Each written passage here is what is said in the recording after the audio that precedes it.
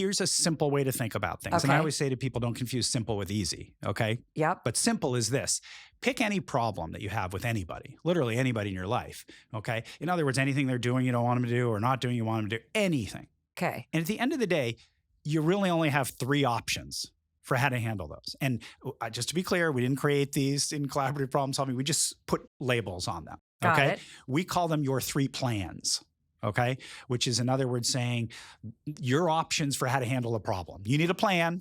What's your plan? Okay. Okay. There's only 3.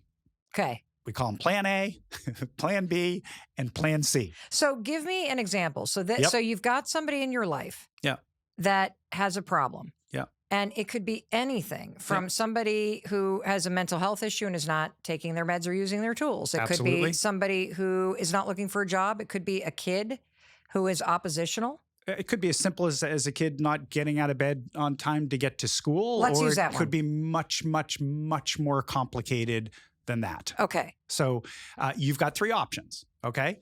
Plan A is when you decide to impose your will to try to make the person do what you want them to do. Okay, so plan A is I'm getting them out of bed. I'm going to impose my will. Now, there are different ways you can try to impose your will. Okay. I mean, if the kid's small enough, you could physically try to impose your will by getting them out of bed. But the other way we try to impose our will is, no surprise, rewards and consequences, right? Either way, you're sort of leveraging power and control to try to make somebody do what you want them to do. Okay. That's one option. Okay. Plan A, okay? Second option, call it plan B.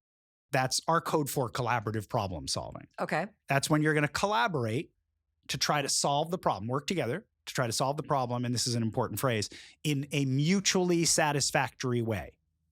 So you're going to work together to solve it in a way that works well for the both of you. And we're going to need to go into detail about that option. Okay. Third option, plan C.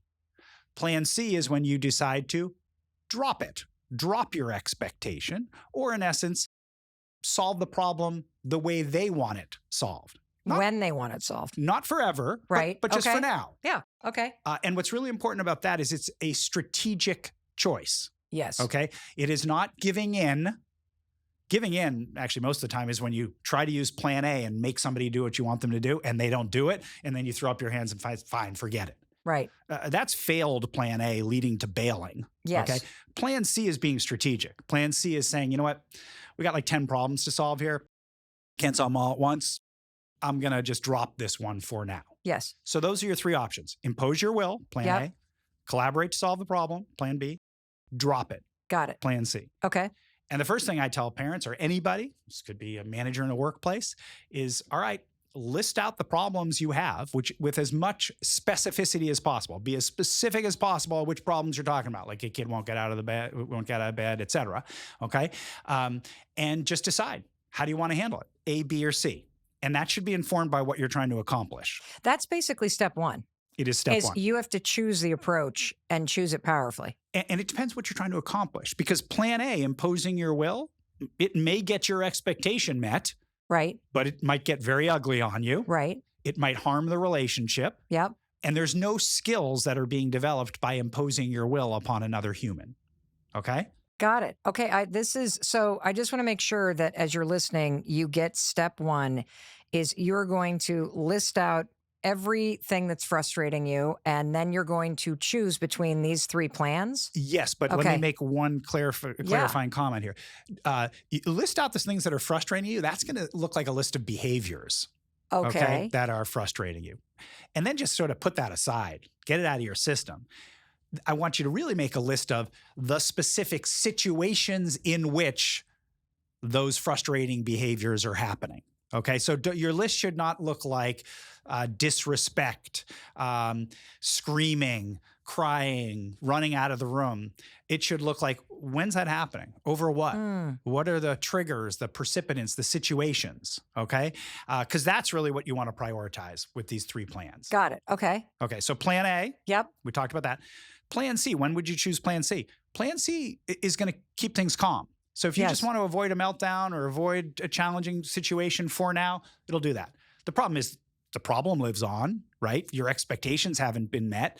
Skills aren't built by just avoiding something temporarily. You know what I love about this conversation is that, all of this work that I'm doing about saying, let them, and then saying, let me, when you say let them, you're choosing plan C. But then when you say the second part, which is let me, you come back to your work, which is let me actually follow what works when I'm ready to do it. Correct. And I was thinking about that as well, because you talk about in the book how, let them is not giving in. It's not sort of ceding. It's actually a very mindful decision. It's strategic. And for parents, by the way, when we talk about plan C, I always ask people a trick question. I'm like, with plan C, who's in charge? And they usually say, the kid. And I'm like, no. You are still every bit as in charge as the parent, because you're deciding not to pursue this for now. Because you're recognizing the way you've been doing it isn't working. It's just backfiring. And this is out of your control at the moment. And so you're choosing not to stress yourself out about it. You got it. And you're choosing not to, if you're not going to pursue an expectation that's been leading to challenging behavior, you're going to reduce challenging behavior. So let's say and again, I think what's fascinating to continue to remind you as you're listening is that this applies for any situation, whether you can't get your kid out of bed or whether you have somebody spiraling with an eating disorder who is refusing treatment. It really involves any form of challenging or concerning behavior. I always go back to anything somebody's doing you don't want them to do or not doing you want them to do. We talked in depth about plan A and plan C. We didn't talk in depth about the most important plan, which is plan B. What does that look like? So that's when you're collaborating to solve a problem together with a kid. So let's say you're in a really challenging situation with somebody.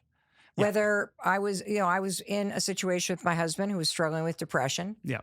Did not want to seek treatment. Mm-hmm. I have a number of friends that are dealing with situations with adult kids who are struggling with mental health or struggling with an eating disorder, also mental health. Yep. And it's a wildly frustrating dynamic. Absolutely. And so what you say to yourself, let's say the specific problem was that somebody you love is really struggling and not seeking help. Yes. Okay. And again, that's a much more challenging one than perhaps a kid's not getting out of bed to go to school. How do you get them to collaborate? But you say to yourself, the first thing I got to do is decide, okay, am I going to try to impose my will and make them get treatment? Well, first of all, it's not going to work. Okay. But it's going to have all those other downsides. Am I just going to drop it so that we're not having all this conflict? But of course, the problem's not solved. Or am I going to try to collaborate to solve the problem, because that option has you pursuing the thing you're worried about, trying to actually solve the problem so it won't keep rolling on. But there are other benefits. This is the only one of the three options where you're actually building that helping relationship I mentioned earlier. That is the number one predictor of whether anybody's going to change their behavior anyways. And here's perhaps my favorite thing about this, the ingredients to it, which we're about to talk about. If you just follow those ingredients, that's where the skills training happens. That's where people practice and develop their skills. Because this is going to seem really simple, but if somebody struggles with problem-solving skills, what's the best way to help them develop those skills? To help them figure out how to solve a problem? Practice problem-solving with them. And not some hypothetical problem like in a workbook or something, but take a real problem and problem solve using a structure that's proven, an evidence-based structure for solving problems. And that's what I think we should go to next, which is, okay, what do those ingredients look like? So how do we do that? Okay. 3 ingredients to this process. Okay. Okay. The first ingredient, the hardest, the most important. We call it the empathy ingredient. Okay. And the reason it's so hard is I think most of us misunderstand what the word empathy means. What does it mean? It means understanding.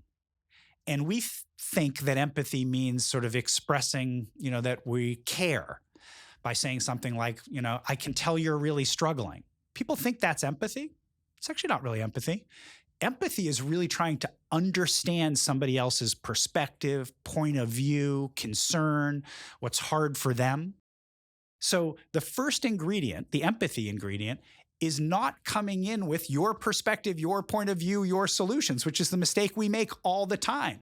Instead, it's starting with, let me understand where you're coming from. So there's a situation I want to talk to you about. Let me understand where you're coming from. And empathy is the most powerful human regulator we have. You want to calm someone, make them accessible. It's all about empathy. It is the most powerful way. And I'm sure, Mel, you've experienced this. I've experienced this. If somebody really empathizes with you, really tries to understand where you're coming from, it is incredibly calming. And it's calming upon your whole system. I mean, this is why, your words can literally change the person across the table next to you, thousands of miles away. It can change their blood pressure, their skin conductance, their heart rate.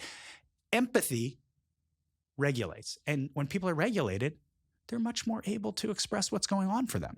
It sounds like what we're going to learn from you today is an entirely different way to look at and approach a situation where someone's pissing you off. You got it. What we've learned over the years is there's only really one reliable predictor of helping somebody to change their behavior. What is it?